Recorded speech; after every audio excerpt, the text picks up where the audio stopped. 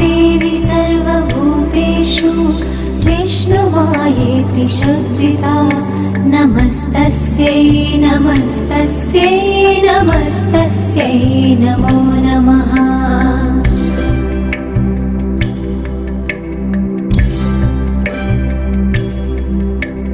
या देवी सर्वभूतेषु चेतनेत्यभिधीयते नमस्तस्यै नमस्तस्यै नमस्तस्यै नमो नमः।